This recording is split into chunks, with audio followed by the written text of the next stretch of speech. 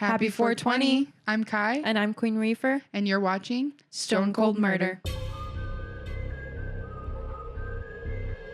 Just a PSA, if you have any information to help solve a crime, you can go to crimestoppers.com to report any information anonymously.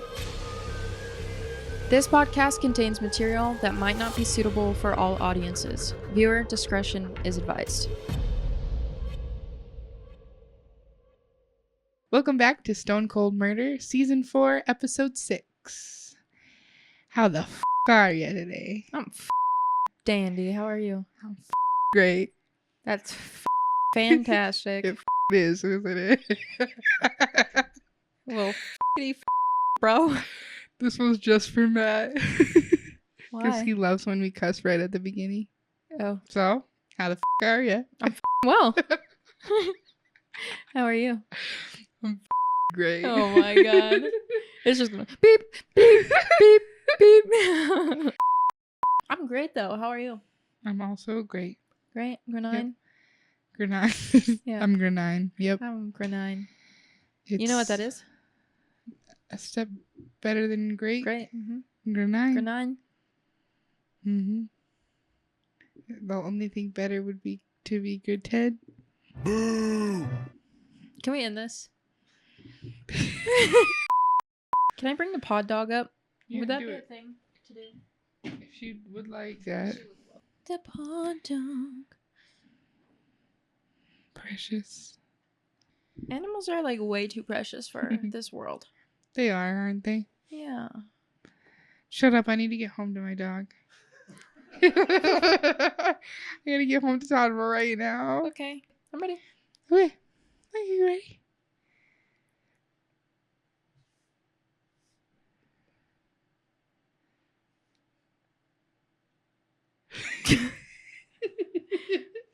All right, for reals. Start the episode, bro.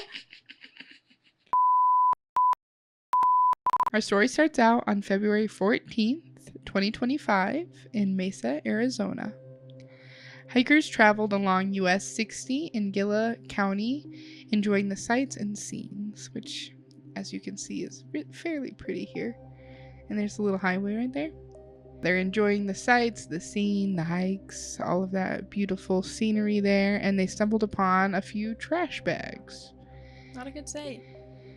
Yeah, and I think most of us would have the same thought and be curious what might be inside these trash bags along this hiking trail in the middle of nowhere.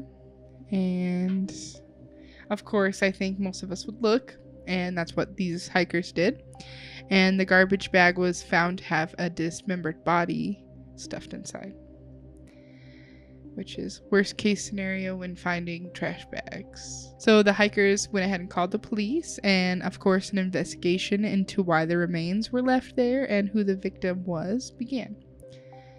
It was discovered that they were only partial remains found at the scene in those bags, so it wasn't the full body. And investigators worked to identify anything that they might think was evidence, and then they carefully transported the body for an autopsy and identification.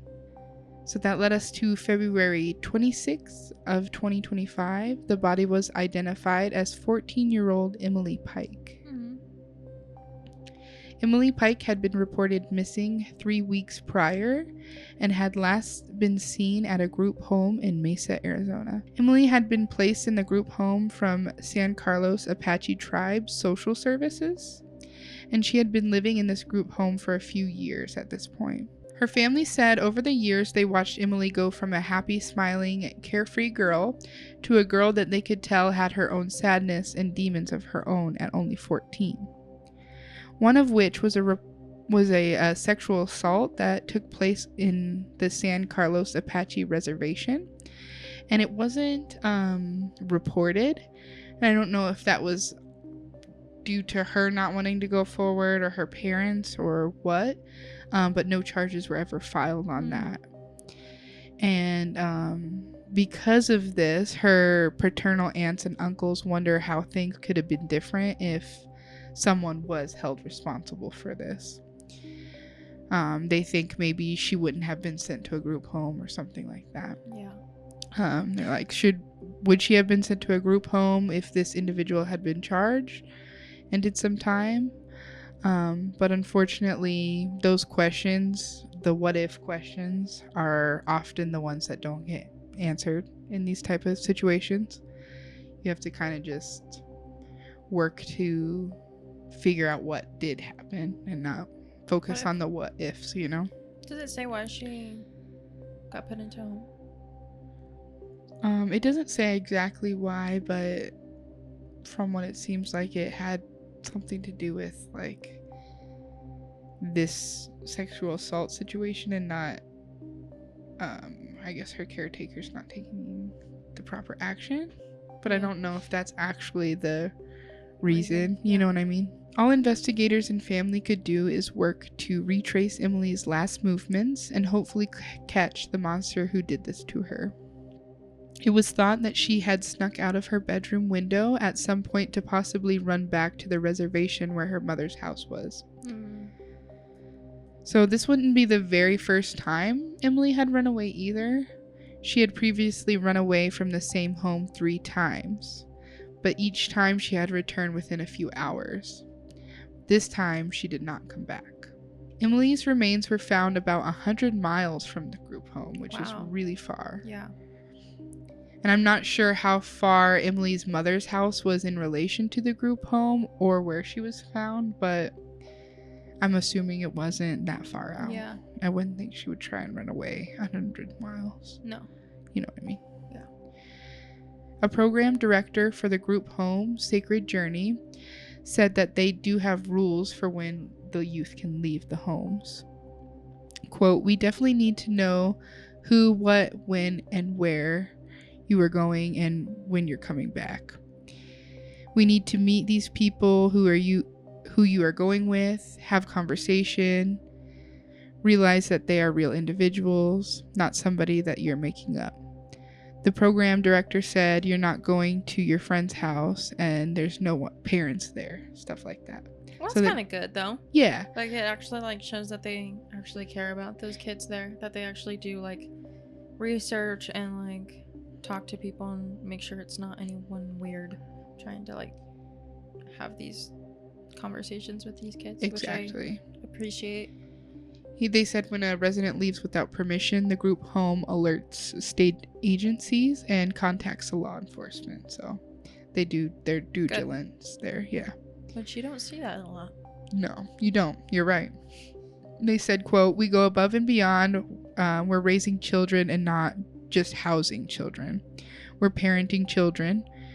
And I'm going to really take the time and energy to make sure that each child is wrapped in services." So yeah, seems like a relatively good home, but I know as a 14-year-old child, like that's not home. So I'm sure she just wanted to get back to her mom or wherever, you know. Emily's disappearance has turned regulators' attention to the quality of care for foster kids.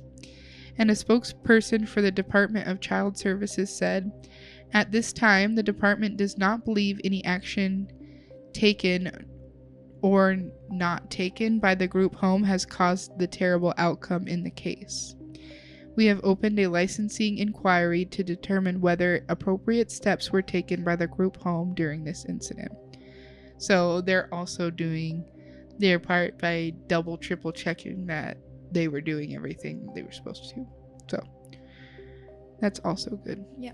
Authorities with Gala County Sheriff's Office and San Carlos Apache Police are investigating Emily's death.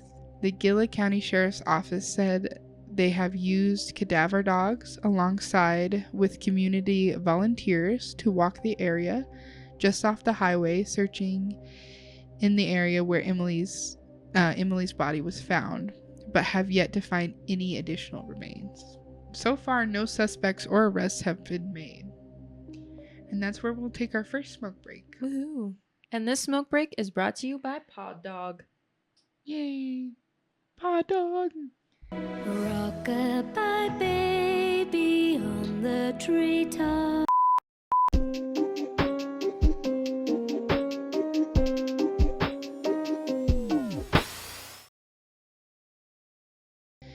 Alright, right. Before our smoke break, we had talked about just the additional searching that they have been doing just to try and find any evidence or remainder of like bags or anything to help resolve this case, and that there was no suspects or arrests that have been made. There was a vigil held for Emily on March 6th of 25. A group of people gathered at a local park in Albuquerque the day before Emily's funeral. The candlelight vigil was hosted by the Coalition to Stop Violence Against Native Women. Their executive director, Tiffany Juran, said, quote, "Although she may be from Arizona and from the San Carlos Apache Nation, we see her as relative, and we want to continue to stand in solidarity with all young girls and women who've gone missing. She was only 14, and it's tragic." The body of Emily Pike was escorted by more than 100 bikers from the mortuary to her family home by the Red Rum Indigenous Motorcycle Club. Accompanied by supporters in the San Carlos Apache community she was from. So attendees brought signs, wore t-shirts, and decorated their bikes and vehicles with red handprints and symbols of the missing and murdered Indigenous women justice movement. And this is like a little water tower that they had made and painted. I love this. I know. 3 of Emily's family members, Trina Pike, Carolyn Pike Bender, and McKenna Pike, shared their memories of Emily and appreciation for the support their family has received since her tragic murder. They remember her as a sweet, smiling girl. They said, quote, "Emily was smart, sweet, soft-spoken, and kind-hearted. She was beautiful inside and out. Emily loved Hello Kitty, the color pink, and she loved anything and everything girly. Every time we saw her, she just brought this joy and light to our family and us. She was very nice, and she was humble. She was kind. She smiled a lot, and every time we saw her, she brought joy and light to our family and us. And I say it all the time that Emily is the spark that turned into a flame, and she just took off all over the world and just lit it up. That's just what I see here. She's bringing awareness," said Carolyn Pike Bender. "We love her. She was an excitement to us. She really was." Emily's uncle, Alfred Pike Jr., said her death has been very difficult for the family. He said he wants his niece to be remembered as someone who loved her mom and siblings and liked to draw. She wanted to go to college, he said, even though things may have been difficult at times. She had goals. She had a full life ahead of her, and her life was cut short. The San Carlos Apache tribe is offering a $75,000 reward in information that leads to an arrest and conviction in Emily Pike's murder. What are your thoughts on this one? I hate it. I think that's been my answer for literally every single episode thus far, but I really do. I I just really hate all of them. Yeah, they're not good stories. No.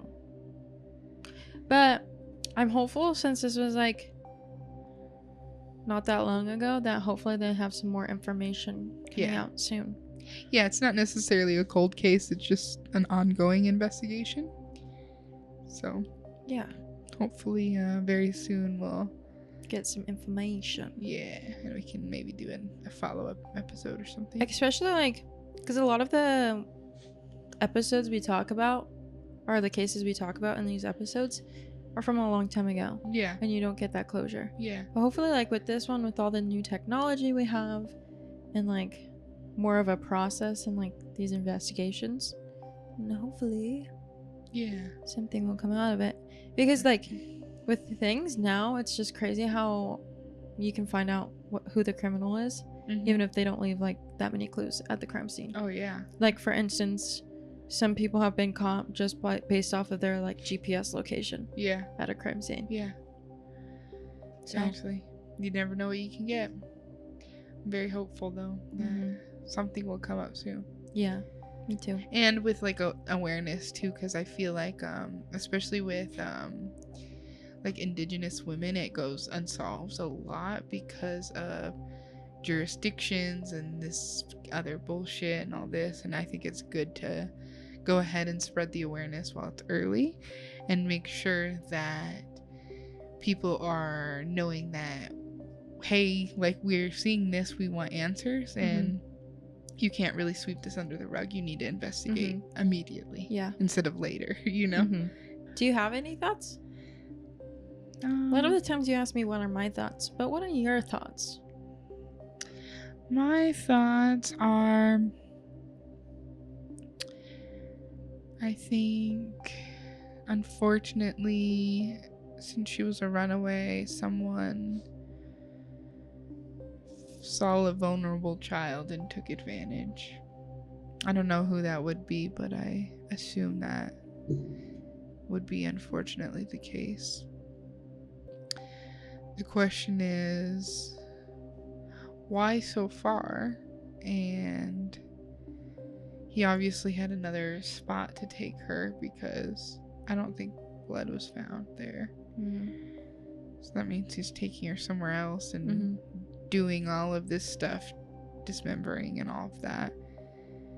So either he's like a loner or someone saw something suspicious, carrying a bunch of heavy trash bags or hearing whatever noises.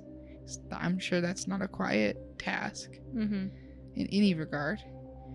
Seeing someone with a random child, you know what I mean? Like, these things. That's the part of a society like I really hate right now, is like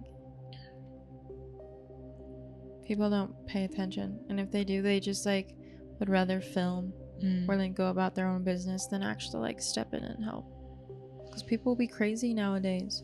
And you never know. People are if that crazy. Makes sense. Did that make sense? It did make sense. Word. It did to me anyways. Did that make sense? Yeah. Matt's never listening, actually. It's because you're gonna watch this like a billion times over. Fair. What other things are you paying attention to? Oh. Thought you were watching hockey again. I'm dead.